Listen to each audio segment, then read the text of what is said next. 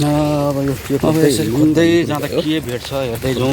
यहाँ धेरै कुराहरू भेट्नु छ त्यो यहाँ घारीमा जसले कमाएको हो उहाँले भाप्दै हुनुहुन्छ। अहिले मूल्य पनि ल राम्रै आएको छ। घुम्दै जाँदा यहाँ मकै सही अम्बा पनि फलेको छ, मकै भाँच्ने बारी छ भए पनि बेलौती अम्बा पनि पाकेछ। के छ हेर्नुहोस् यहाँ पनि अम्बा पाएछ। सबै अम्बा त्यत्तिकै झरेर गएछ भन्छ त्यस्तो पनि हुन्छ। अनि के हो दाइ मकै भाँच्ने बेला भयो?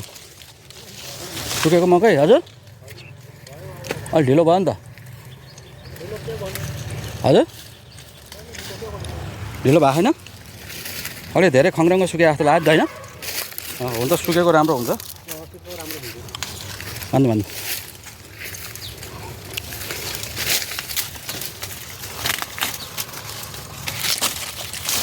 मकै हेर त सुकेपछि धेरै सुकेपछि जरै उफ्लिन्छ क्या समस्या ए हो है।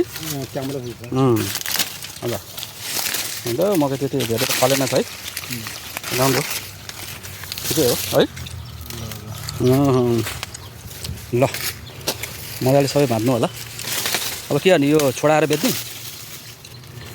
बेच्नु पऱ्यो नि हजुर बेच्नै पर्छ के छ अहिले रेट कति छ? अहिले त 3000 छ 3000 रुपियाँ क्विन्टल है। ल यति भने नि समयमा पैसा आइदिए त राम्रै हुन्थ्यो है।